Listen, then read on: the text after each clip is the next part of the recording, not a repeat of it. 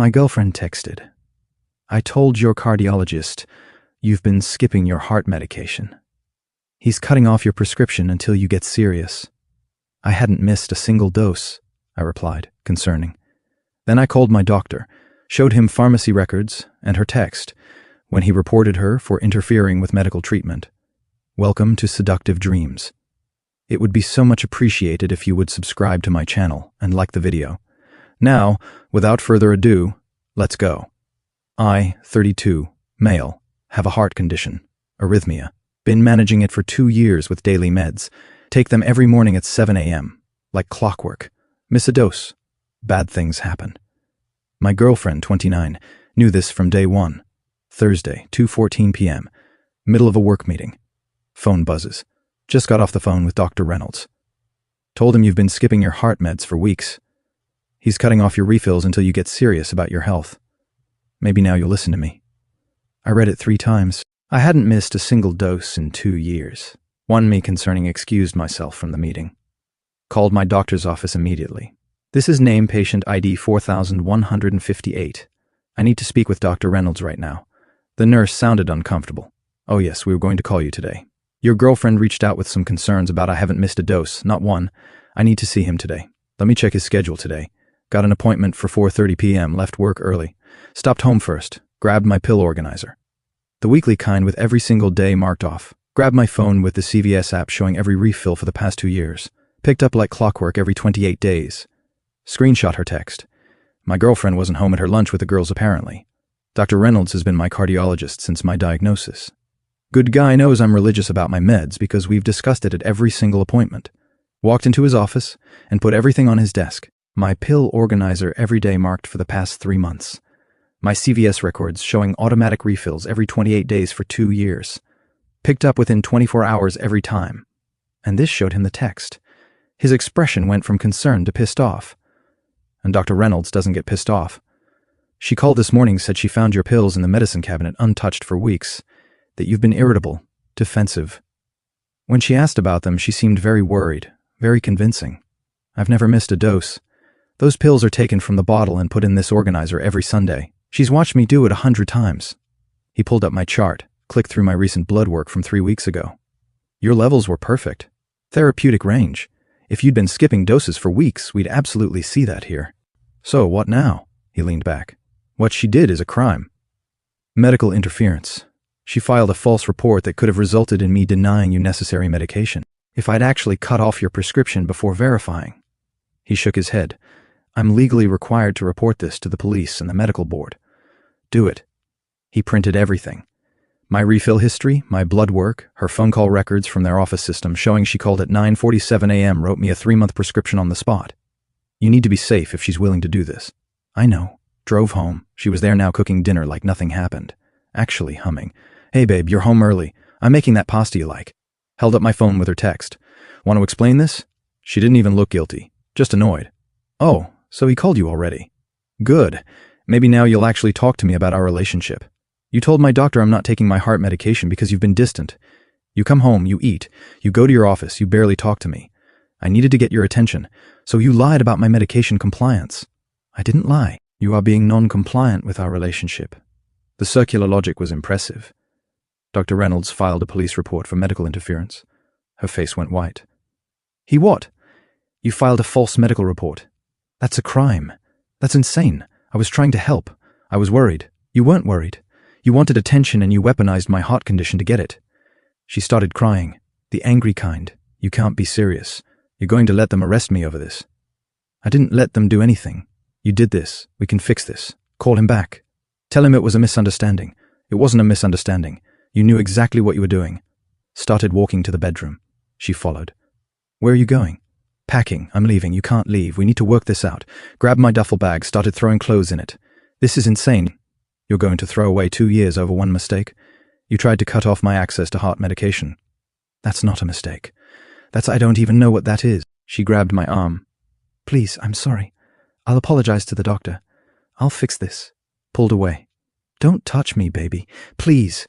Got my medication from the bathroom. She'd never touched it. By the way, her whole story about finding it untouched was completely fabricated. I'm staying at my brother's. I'll be back this weekend for the rest of my stuff. If you leave, we're done. Yeah, we are. She blocked the door. No, we're going to talk about this like adults.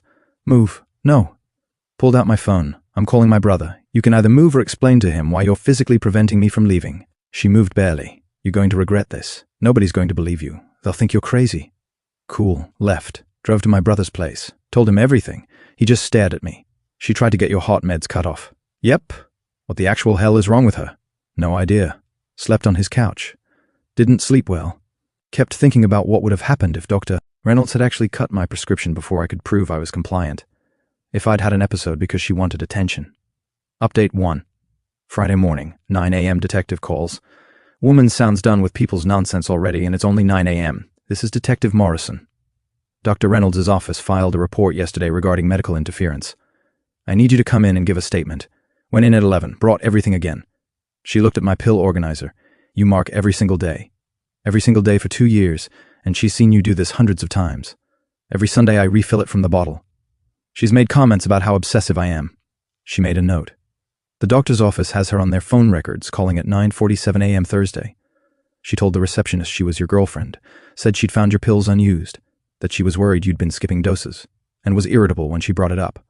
All lies. The doctor's blood work backs you up. Your levels were therapeutic 3 weeks ago. You can't skip doses for weeks and still have therapeutic levels. So, what happens now? We're investigating her for reckless endangerment and filing a false medical report. This isn't relationship drama. This is criminal. She interfered with your medical treatment. Went back to my brother's. My phone had 31 missed calls. 18 from her. The rest from her mom, her sister, her best friend. The texts were something else. Her. Baby, please come home. Her. We need to talk about this. I'm sorry I overreacted. I was just worried about you. You're being ridiculous. How can you do this to me? My mom is calling lawyers. You're ruining my life over nothing. Over nothing. She tried to cut off my heart medication and called it nothing. Her best friend called. I answered because I'm apparently a glutton for punishment. What is your problem? Do you know what you're putting her through? Hi, nice to hear from you too. She made a mistake. You don't call the police on someone you love. I didn't call the police. My doctor did because what she did is a crime. She was worried about you. She lied about me skipping my heart medication to get my attention. That's not worry. That's manipulation. You know what? You're a terrible person. She's devastated. Her whole family thinks you're insane. Cool. Got to go. Hung up. Blocked her number. My mom called an hour later. Her mother just called me. Very upset. Says you abandoned her daughter over a misunderstanding. She lied to my cardiologist and tried to get my prescription cut off. Long silence. Mom's a cardiac nurse. She got it immediately. She did what? Explained everything. That's not a misunderstanding. That's attempted harm. Are you okay?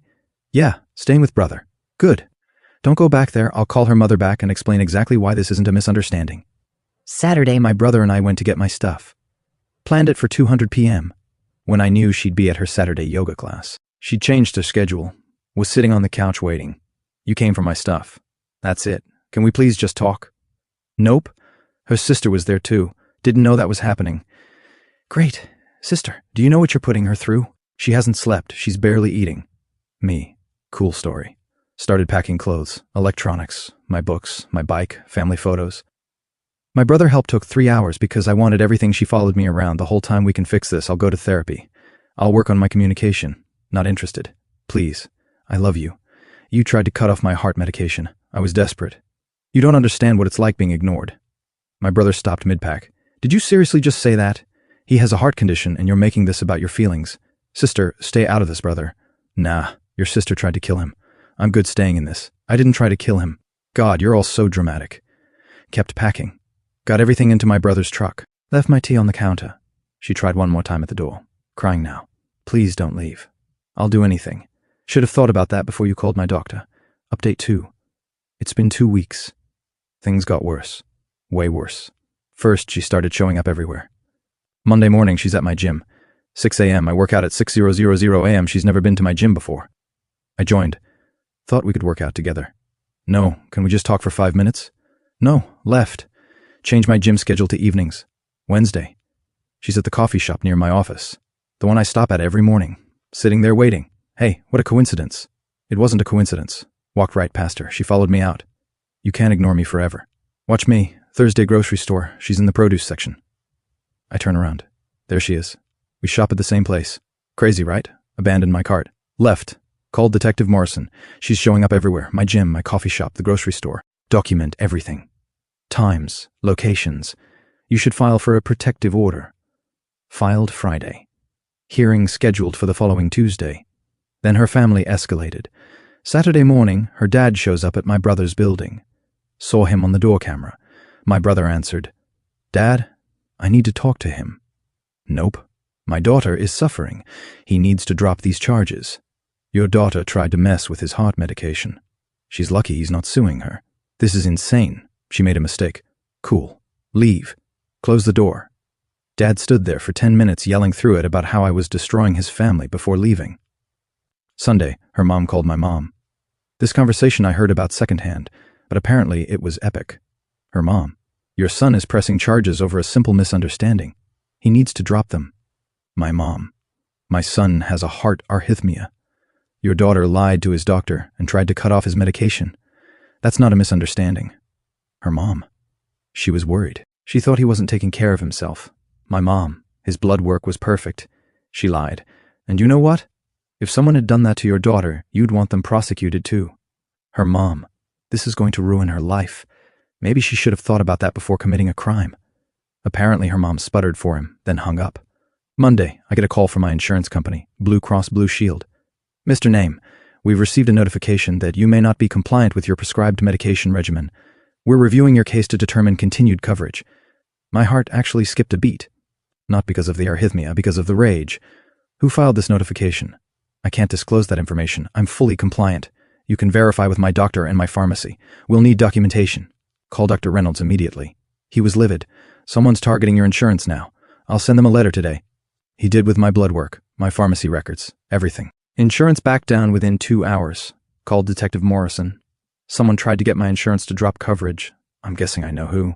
We'll request her phone records. If she called them, we'll see it." The protective order hearing was Tuesday. I showed up with my documentation.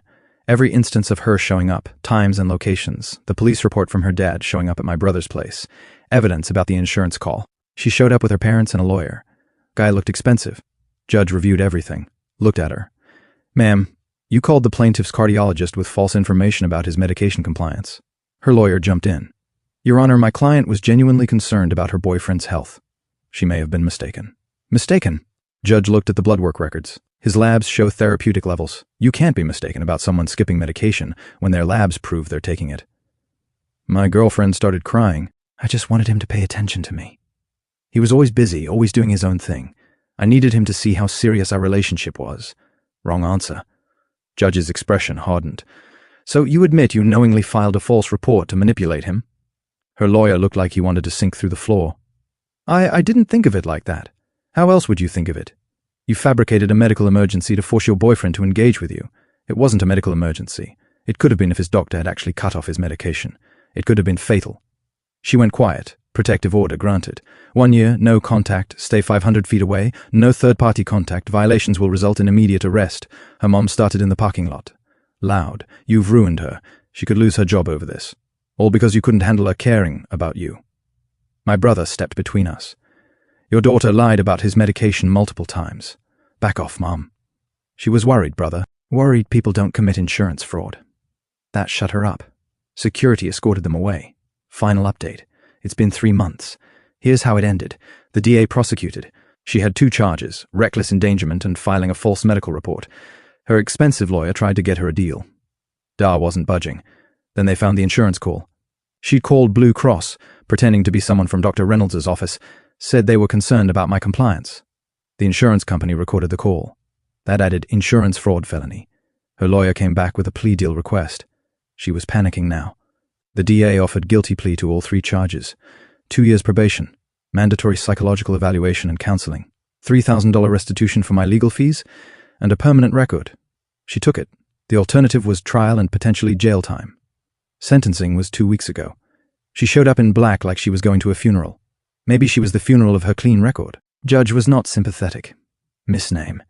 You targeted your boyfriend's medical treatment, not once, but multiple times. You called his doctor with false information. You called his insurance company pretending to be medical staff. You showed up at his home, his gym, his workplace. This shows a pattern of calculated behavior." She started to say something. Her lawyer stopped her. "You're very lucky the DA offered this plea. In my courtroom, I've seen people go to jail for less. 2 years probation, monthly check-ins, mandatory therapy. Can't contact me or my family. $3,000 restitution paid in monthly installments and a permanent criminal record. Her best friend tried one last time, sent me a message through a mutual friend. She's getting help. She knows she messed up. Can you at least write a letter to her therapist? No, hard no. She can work through her issues without me. The apartment situation resolved itself. She couldn't afford the full rent. Had to break the lease, move back with her parents. At 29, she tried to get me to pay my half of the remaining lease. My lawyer sent a very simple letter. Client was forced to vacate due to girlfriend's criminal behavior. Not liable. Lost my security deposit. $1,200. Worth every penny. Heard through the grapevine. She lost her job. Not directly because of the charges, but she burned through her PTO, going to court dates, and missed work for the psychological evaluation. They let her go during her 90-day probation review. Her family tried once more. Her brother called my mom. Can he drop the charges? She's lost everything. My mom, your sister, tried to kill my son. The answer is no. She didn't try to kill him. She interfered with cardiac medication. What do you think happens when someone with a heart condition doesn't get their medication? He hung up. As for me, got my own place. 1 bedroom downtown, nice building with security cameras everywhere. Maybe paranoid. But after someone weaponized my health, I'm good with paranoid. Still take my medication every morning at 7 a.m.